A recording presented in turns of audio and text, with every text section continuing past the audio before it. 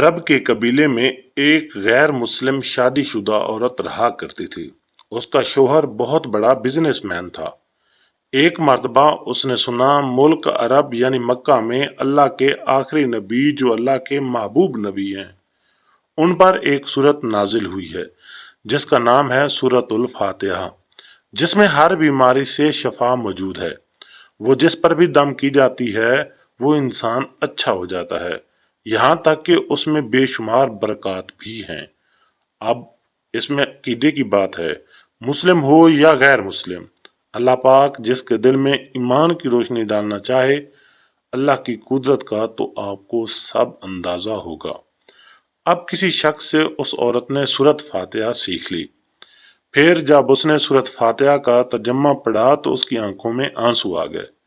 वो जब भी ये सूरत पढ़ती थी अल्लाह ताला उसके बिगड़े कामों को संवार देता था। एक दिन उसके बेटे को एक खतरनाक जहरीले बिच्छू ने काट लिया। बड़े बड़े हकीमों तबीबों को बुलवाया गया। सब ने ये कहकर जान छुड़वा ली कि इस बिच्छू का जहर बहुत खतरनाक है, इस बच्चे का हम कुछ नहीं कर सकते। तुम्हारा ये बच्चा बस कुछ ही देर का मेहमान है। माँ का रो रो कर बुरा हाल था और शौहर अपने खुदाओं की इबादत कर रहा था, उनसे मदद मांग रहा था। फिर जब कोई हल ना निकला तो उस औरत को याद आया सूरत फातिहा के बारे में।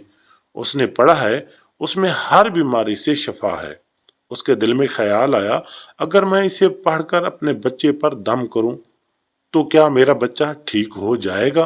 क्योंकि अल्लाह ताला ने उस औरत को ईमान की तरफ लाना था। उसके दिल में इस्लाम की मोहब्बत मजीद पैदा करनी थी तो उसकी ज़बान में तासीर दे दी।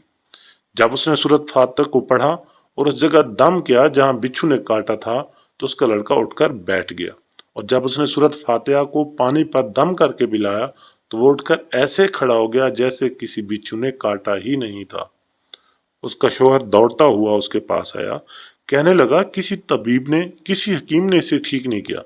तुमने ऐसा क्या अमल किया जो बच्चा ठीक हो गया? उसने कहा, कुछ भी तो नहीं, बस एक सूरा है जो हर बीमारी को ठीक कर देती है। मुझे याद थी, मैंने पढ़कर बच्चे पर दम किया, उसका पानी पिलाया, तो देखो कैसे ठीक हो गया हमारा बच्चा। उसका शौहर बजाय खुश होने के उससे नाराज हो गया कि ये तुमने क्या जादू टोने शुरू कर रही हो। उसकी बीवी कहने लगी, जिंदा सलामत और सही है हमारा बच्चा, वरना हमसे बिछड़ने वाला था। उसने कुछ ना सुना और अपनी बीवी को डांटने लगा क्योंकि उसे इस्लाम से शदीद नफरत थी। जब उसकी बीवी यही अमल करने लगी तो उसको अपनी बीवी से भी नफरत हो गई। अब उसने उस पर जुल्म करना शुरू कर दिया। हर रोज उसको मारता पीटता और कहता, अब मैंने तेरे मुंह से ये सूरत सुनी तो याद रखना तेरी खाल खींच लूंगा। उसको अल्लाह के कलाम पर बिल्कुल यकीन न था, जबकि उसकी बीवी को अल्लाह के कलाम पर यकीन हो गया था। अब उस औरत को अल्लाह ने किस तरह मदद की, ये भी बड़ा ईमान अफरोज वाक़या है। उस औरत का शौहर जब घर से काम करने के लिए निकला तो निकलते वक्त उसने अपना जूता पहना तो उसमें वही बिच्छू मौजूद था जिसने उसके बेटे को काटा था। उसके डंग से तो वो बच्चा बच गया था मगर खुद ना बच सका, क्योंकि जब बिच्छू ने उसको काटा तो जहर पूरे जिस्म में फैल गया और तड़प तड़प कर वहीं दम तोड़ गया। खानदान में ये खबर पहुंची तो कोहराम मच गया। अब शौहर दुनिया से जा चुका था। शौहर के मरते ही उसके घर में तो नौबत फाकों तक आ गई। वो औरत कर्जदार होकर रह गई थी। वो बहुत परेशान थी। दिल में फिर वही बात आई कि सूरत फातिहा का दर विर्द करती हूँ, क्या पता मेरी परेशानियां भी दूर हो जाएं। फिर वो जोर जोर से सूरत फातिहा पढ़ने लगी। चलते फिरते उठते बैठते सूरत फातिहा के ही विर्द करती रहती। इतने इत्मीनान और यकीन से पढ़ती कि जिस्म का कोई हिसाब भी न था। जब कोई अल्लाह का बंदा अल्लाह से उम्मीद लगा लेता है तो अल्लाह ताला अपने बंदों की दुआओं को रद्द नहीं करता। फिर यूं हुआ कि 7 दिन के अंदर अंदर उसको खुशखबरी मिल गई कि उसके कारोबार को संभालने के लिए उसके शौहर का दोस्त आ गया है।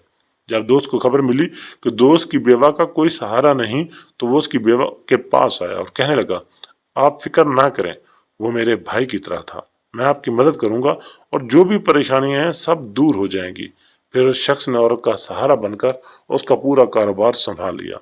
फिर धीरे धीरे जैसे जिंदगी पहले थी वैसे होगी। उसके शौहर के दोस्त ने उस औरत को सूरत फातिहा पढ़ते सुन लिया اس سے پوچھا کہ آپ کیا پڑھ رہی ہیں؟